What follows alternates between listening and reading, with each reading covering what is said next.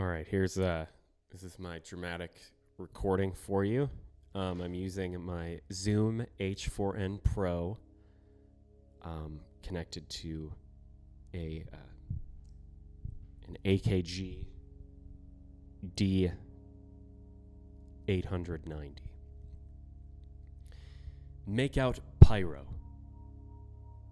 I love my son very much. He's a good boy.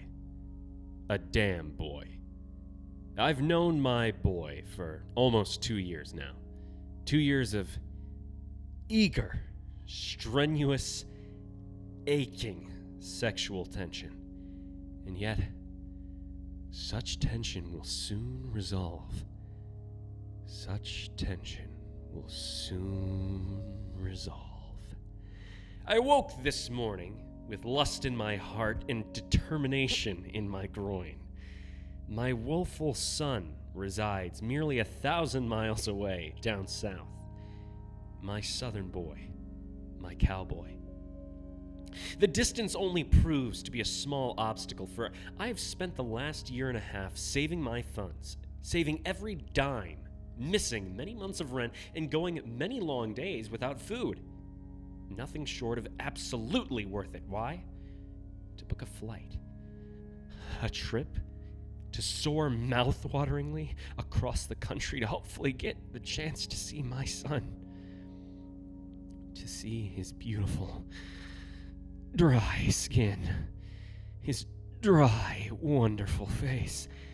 Oh, I hope he doesn't shave. I hope he doesn't shower. I hope he doesn't know that I am coming for him. I am coming for him. The flight was a long one. Long and hard. Long and hard and wet. Aching. The flight was long and throbbing and hard. I wanted to suck the flight until it exploded. But alas, that would be terrorism. Terrorism like the memories that terrorize my psyche.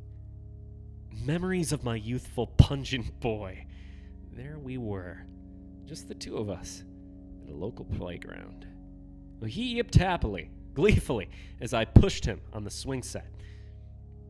Up and down he went, and up and down my hand went, unbeknownst to him, stroking my cock harder and faster as he swung higher. I wanted nothing more than to pull out my cock and show him what love was. I wanted nothing more than to make him scream in lustful agony, in fear, in mad, blood-curdling fear. And in love. Oh, God! In love. The piece of paper in my shaking, sweaty hands completely soaked my nervous natural moistening. His address was scrawled on it, feverishly, documented from the moment he told me where he lived. Surprisingly enough, I wasn't hungry, even after consuming not even a drop of water the entire long and sexy flight. I didn't need food where I was going. After tonight, my body wouldn't need food ever again. I will no longer be a necessity after I am inevitably quenched and nurtured to full capacity when I get my salty hands on my little son. Redemption awaits me. I will finally be able to show him what love is. I will finally be able to show him what wonders lay along my scepter of passion, my cock.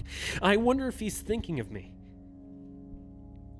It was starting to get late, and after hours of standing outside his house, I couldn't take it anymore. I couldn't take it anymore. I've come all this way. I need to take action now, before it's too late. Standing on his front porch, I closed my eyes, breathing slowly, and remembering why I wanted this in the first place. I remember him opening his first Christmas present for me. He was so happy, his face plastered in the most joyous, incredible smile. He ran around the room with his new present, playing and jumping around. He told me it was the happiest day of his life.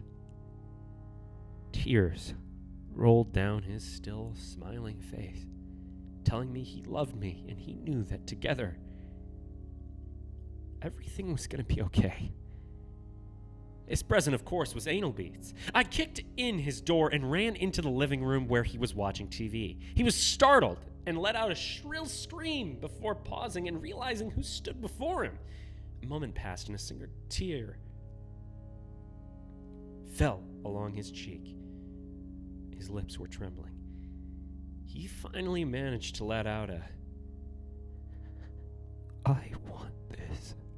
I darted towards him, and before he had a chance to give chase, I tackled him to the ground. He screamed in pain as I broke both of his arms. First, the left.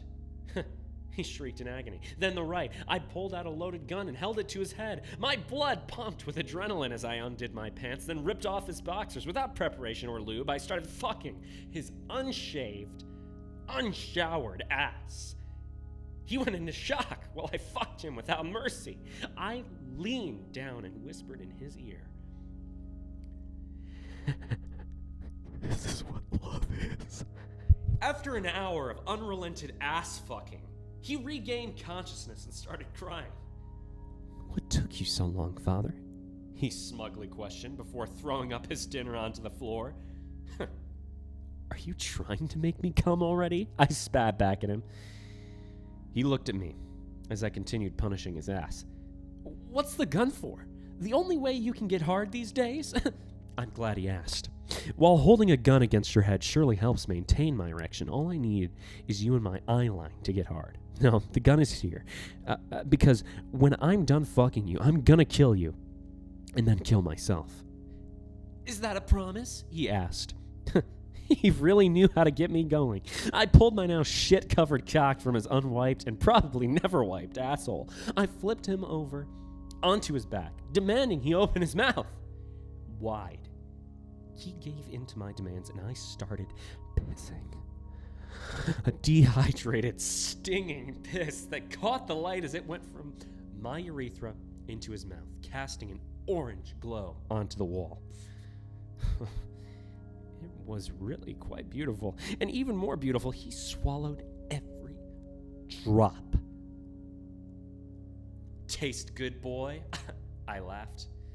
"No, Father, but I loved it anyway. Now for dessert." Using the shit on my cock as lube, I stroked myself to completion, spewing a chocolatey white splooge into his dirty mouth hole. I moaned, feeling not only the sperm leave my body, but also my longing.